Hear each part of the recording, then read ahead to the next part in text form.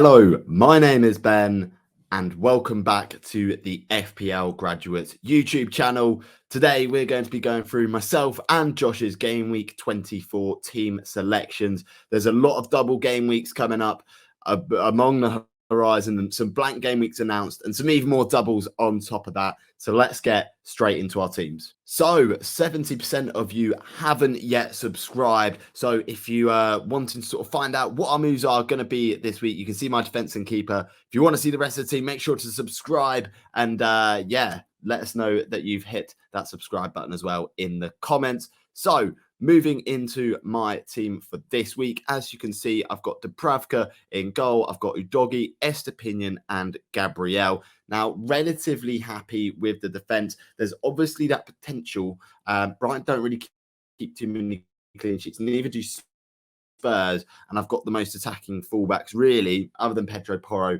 in my team there.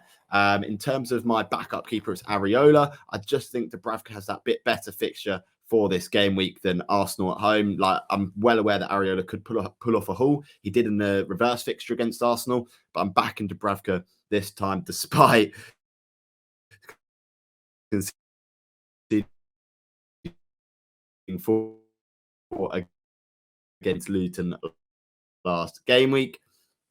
Udogie, fairly confident on it from an attacking perspective. Estepinian at the moment, it could be a last chance saloon potentially for him in my team. And then Gabriel, he's been very consistent in that Arsenal team. The Arsenal defense has been good, and I back them to continue that. So moving on quickly into my midfield, and we've got a double up on the City boys in midfield. I'm really liking this at the moment, and I'll probably hold on to what is a City triple up at the moment until after the double game week. Then I may look to move them on, as they'll be blanking most probably in game week 29 as well. So we got De Bruyne and Foden. Foden, of course, with that hat trick last week, I'd probably say he's likely to start again this week off the back of that performance. De Bruyne as well looked really good on pretty much all set pieces and corners. Created a lot of chance, had a high XA in the game against Brentford last game week, and I imagine it was going to be the same against an Everton team this game week. And bear in mind as well, Sean Dyche, in 16 attempts against Manchester City, has only drawn once and lost 15. So it doesn't bode too well for Everton this game week. Cole Palmer, in against Crystal Palace away. Chelsea performing fantastically in midweek against Aston Villa. Let's see if they can continue that. Palace with loads and loads of injuries. No Eze, no Elise, no Gay. Some key players out for them. So I think Chelsea should be able to capitalise on that. And I think Cole Palmer is a good pick to go with this week. Gordon, it's been confirmed, is out injured for this game week, which leaves me a decision to make with that in regards to my transfers. I'll talk a little bit about my transfers towards the end of the team. And then Bukayo Saka against West Ham away. Don't think it's the best. Don't think it's the worst fixture. Like, Saka's been a bit hot and cold really recently. Sort of consistent returns, but is it sort of massive? It's not too sort of like, you could argue it either way, really. So yeah, that is my midfield. And then moving on to the strike force, we've got Erling Haaland captained and Ollie Watkins, fairly set on both of them to be captain in my team as well. And if we just look at the bench as well, we've got Areola, Ait-Nouri, who took up some really interesting positions against Chelsea. So I'm really intrigued to see how he does. Got a nice blank game week fixture as well. So really looking forward to holding on to him. Konza with an injury. Unfortunately, he's out for a few weeks. Let's see how this materializes. And then Mubama. So for me, I've got one free transfer. I've got a little bit of money in the bank, and I've got basically quite a big decision this game week to make, because as you can see, there's a lack of Liverpool assets in my team at the moment, and we know they play Burnley this game week. Fantastic fixture for those guys, and then a double game week next week. So I anticipate owning a double up of Liverpool this week, and probably taking a -4 hit for that in the process. And there's going to be a lot of hits flying about. I think it's fairly justified, in my opinion, to go with a Liverpool double up and take the -4, because I'm going to get an extra sort of extra two fixtures in the following game week that will make up for that -4. And I don't anticipate making any more hits until at minimum the blank game week. So let's see it where we go from there. So the options to bring in really are, Jota is coming in for me, and that's either going to be for Anthony Gordon or Bukayo Saka.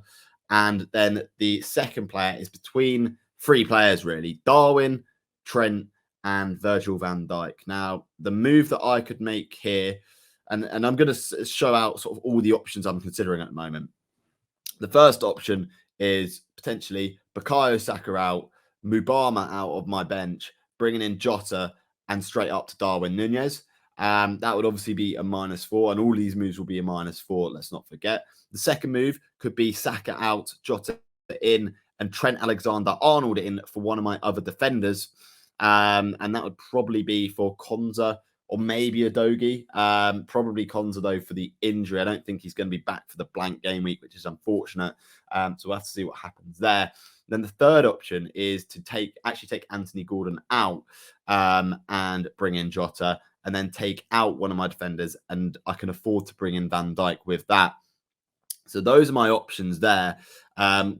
Obviously, with the move, if I was to bring Saka and a defender out, it'd mean I'd bench Gordon for a defender this week, which I'm not sure is too optimal in terms of this game week, but going forward, it could be a decent move.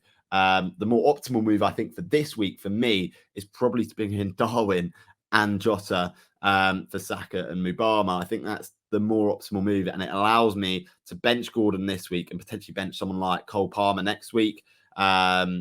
Something like that. Let's just see what happens there, because obviously Chelsea are playing against City away. It's a tough one. But my thoughts are, so far, I haven't had too many benching headaches because I've only had 7 decent attackers. If I move it up to Darwin, it's going to be 8 good attackers. So it's a little bit interesting. I'm leaning more towards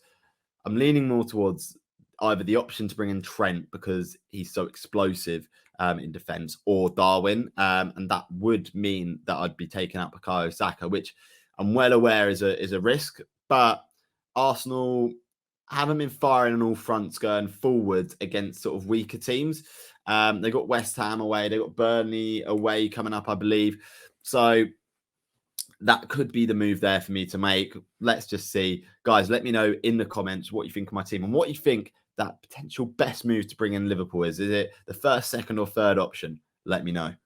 Okay, so starting off in the defence and goalkeeper, I've got Emi Martinez in goal, facing United at home this week. Obviously, Villa haven't been as prolific at home in the last few weeks, obviously losing twice at home after that really good unbeaten run. But out of my 2 goalkeepers, obviously got Areola on the bench. He's facing Arsenal, so sort of the lesser of 2 evils. I do believe United will probably score at Villa Park, but I think Martinez might rack up a few save points. United have played quite well going forward in the last couple of weeks. So we'll have to wait and see if that continues. I have thought about potentially taking a hit for a goalkeeper, but then I'm sort of talking myself out of it. I just don't think it's worth it, really. Yeah, potentially looking at bringing in Kaminsky, but I don't think I'll do that. I think I'll just stick to my guns and play with Emi Martinez. In defence, I've got Fabian Schär, who's obviously got Nottingham Forest away. Obviously, Newcastle just so hit and miss at the moment. I know Schär scored a brace a couple of weeks ago, but in terms of clean sheets, they're really hard to come by.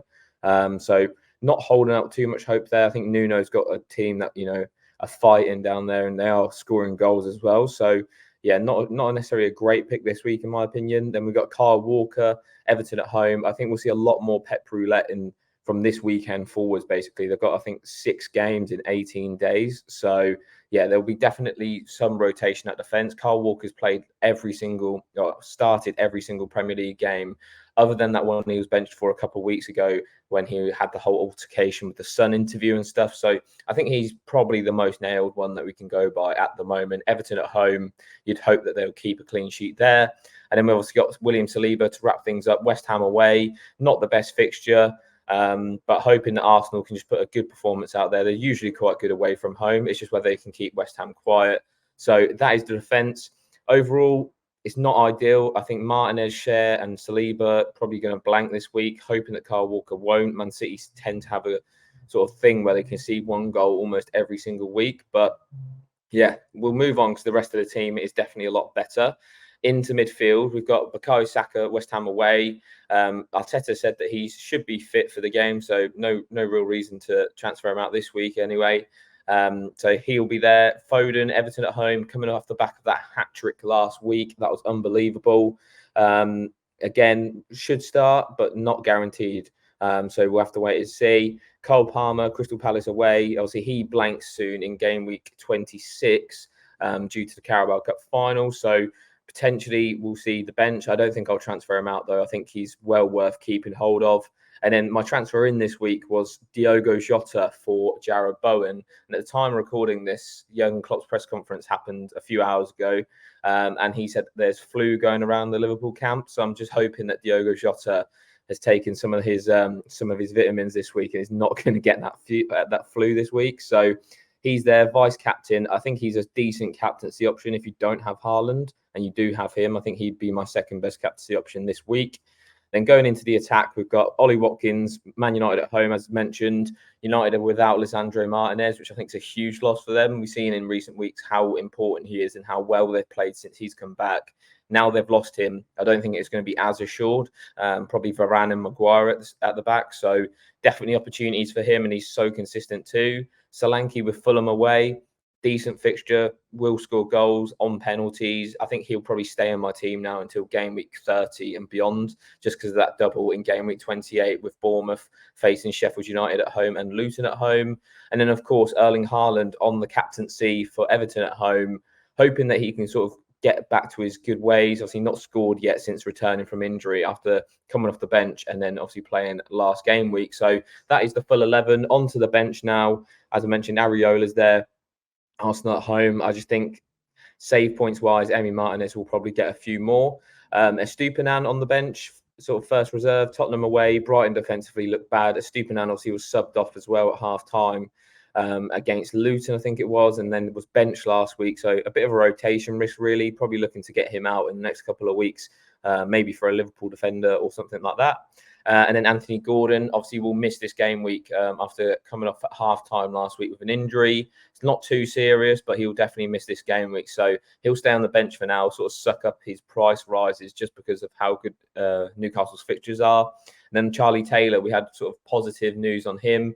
He's back in training, I think. So, should be hopefully back for that blank game week 26, which is really important because there's a lack of players that are going to be available for that week. So that is my full team at the moment.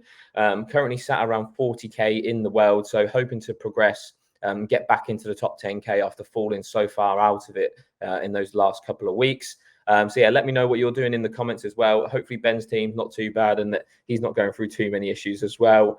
Thanks guys for watching. Make sure you like, comment and subscribe as well. It really helps the channel out. And I'll see you guys next week.